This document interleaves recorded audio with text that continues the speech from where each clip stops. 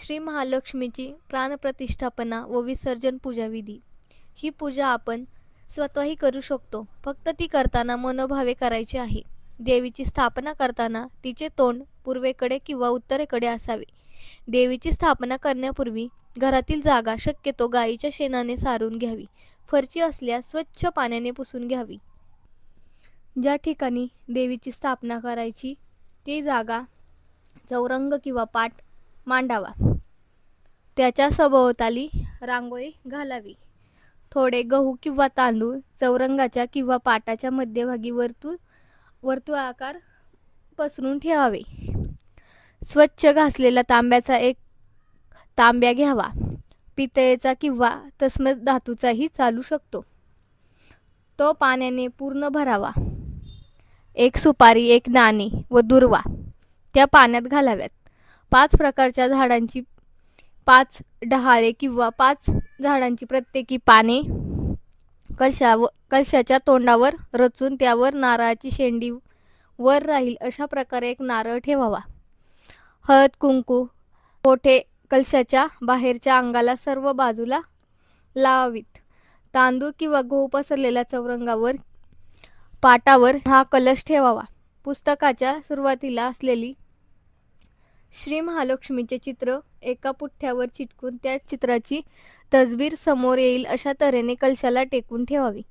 ओम केशवाय नमः, ओम नारायणाय नमः, ओम माधवाय नमः हा मंत्र स्वतः म्हणून आचरण करावे. पळीने पाणी हातावर घेऊन ओम गोविंदाय नमः असे म्हणून हातातील पाणी ताम्हनात सोडावे.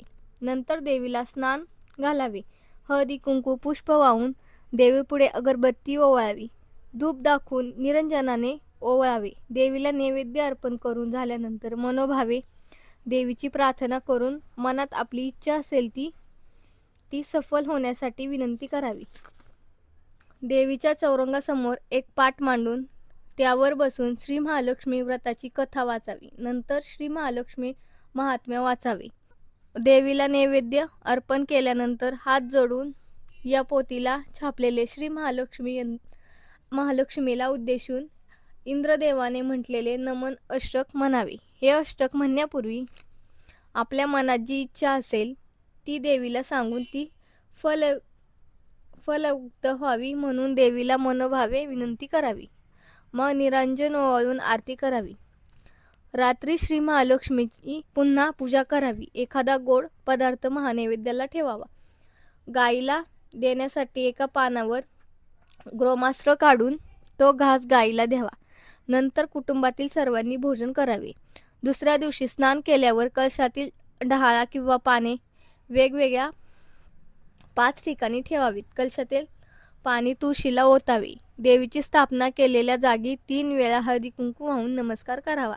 अशा प्रकारे महिन्यातील प्रत्येक गुरुवारी व एकूण 8 गुरुवार होईपर्यंत श्री महालक्ष्मीची पूजा करावी. मार्गशीर्ष महिन्यातल्या पहिल्या गुरुवारपासून येणारे सर्व गुरुवारी हे व्रत करावे. न चुकता दरवर्षी हे व्रत केल्याने घरात सुख समृद्धी सुख आनंद येतो आणि त्या घरावर देवीची वरदास्त राहते. श्री लक्ष्मी देवीस पद्मपुराणात सांगितले आहे की जो माझे व्रत नित्यनेमाने करील तो सदैव सुखी समाधानी राहील. गुरुवारी हा श्री दत्त गुरूंचा भक्तांचा उपासना करण्याचा दिवस असल्यानेही याला महत्त्व आहे. श्री महालक्ष्मी व्रत करण्यासाठी व्रत नियम. हे व्रत समाधान शांती ऐश्वर्य मिळावे म्हणून तसेच श्री लक्ष्मीची आपल्यावर सदैव कृपा व्हावी म्हणून करायचे. व्रत करणाऱ्यांनी लवकर उठून स्नान करावे व शरीराने मनाने निर्मळ होऊन पूजाविधी करावी. कोणत्याही महिन्यातल्या शुक्ल पक्षातील पहिला गुरुवार हा व्रतास सुरुवात करता येईल. दर गुरुवारी श्री महालक्ष्मी व्रत करून देवीस यथासांग पूजा करावी.